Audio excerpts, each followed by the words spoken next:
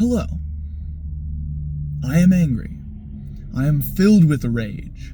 My blood is boiling.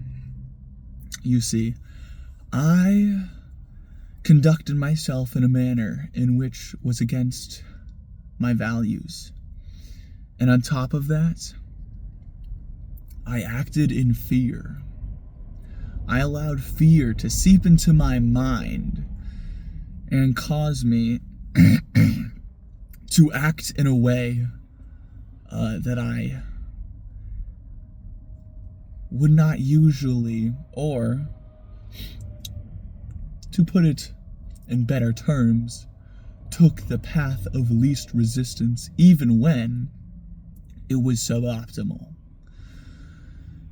And it boils my blood, you see. Because it was an important moment. But now the moment has passed. And the moment will never come back. No matter how hard you try, the past will always stay in the past. And the future is only ever ahead of us. So for now, I will experience my rage internally.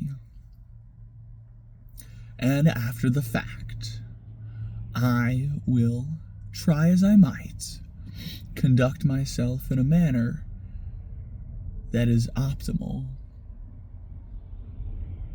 Now, you may be wondering, this is some weird terminology that I'm using. Conduct myself in an optimal manner? And you may wonder what my definition of optimal is. Well, to be optimal is to live a life according to the way that you want to live your life. Now, if I wanted to live my life in the path of least resistance, 24/7, then I would have done fine, would have been adequate. But my optimal life does not include that. It includes nurturing relationships in the best way possible, experiencing my feelings, and, participating in this whole socialization thing. And so, when I live suboptimally, one of these categories that I've placed for myself is going unfulfilled. And, unfortunately, it means that it's very, very difficult to, live optimally. It is optimal, after all, only the best. And sometimes we don't live at our best, but we can always strive for that. Something that I'd like to do more often is reflect on instances in which I could have lived more optimally.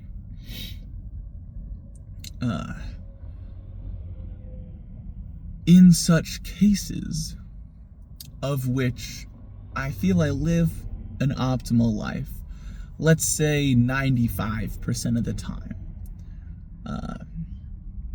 Now, this is mostly because of already established habits that I have previous to this optimal life living. But whenever I am out and about and I am free from most obligations that I've already set for myself previously, well, then this is the time to experiment. And whenever ideas and the way that you feel are misaligned with the way that you act, it causes this dissonance. And this dissonance is something that you want to get rid of. And in order to do that, the fastest way is oftentimes the path of least resistance. Whatever that may be for you, but in order to live the way that I want to live, I can't use that path. I need to trailblaze my own somewhere new, somewhere better, somewhere where this dissonance may still appear, but I don't run from it. I embrace it and instead work through it mentally, I guess, considering my thoughts and my feelings, and then after the fact, using it as an opportunity to reflect. And that's how it is. It's important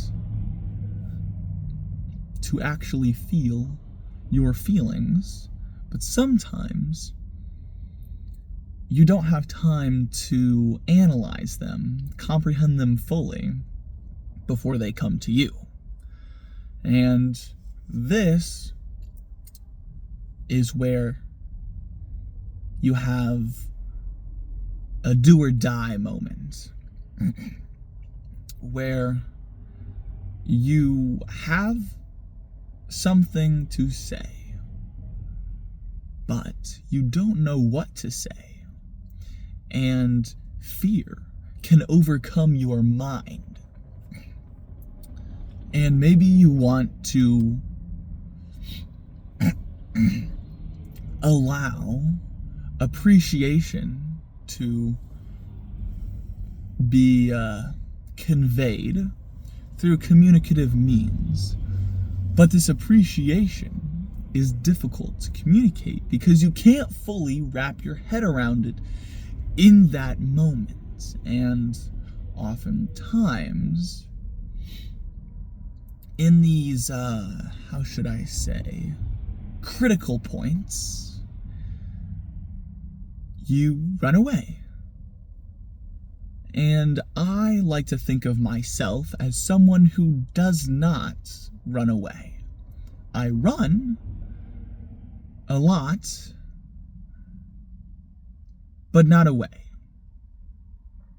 Unfortunately, there are times in a human's existence, in their life, that they don't live in according to their beliefs. They experience some dissonance and they run away. Then, after the fact, they feel great emotions and anger. Great anger at how they failed at this critical point. And there will, of course, be more critical points in your future, but everyone counts. Every single critical point is quite important because it's only a critical point due to its importance. Therefore, failing, or what you deem as failure, can be emotional, and you'll feel very strongly in whatever way that you choose to cope. But no matter the fact, this point is still something to ponder, you could say. And in a sense, it's kind of like a quick time event. Something that you have a certain amount of time to get right. Oh, well, shucks, no lights. My time here is running short, so I shall wrap it up. But thinking of these quick time events, these critical points in your life where you don't have much time you don't have much time to do the things that you want to do. And beyond that, you still have things, feelings, thoughts to sort out. When you're sorting them out, that takes time. And your time runs thin, just like mine, of course. But being able to act precisely during these critical points is a skill that not a lot of people have nurtured because, well, critical points are few and bring up strong emotions. But working through that, having the right mental model for it, this can lead to success, or whatever you deem as success. It's important that you feel success sometimes, especially during these critical points. They are important, and success can cause a lot of opportunity for you during these critical points. And if you want to live optimally, as I described it, then mastering these critical points is key to doing that. Anyways, toodles.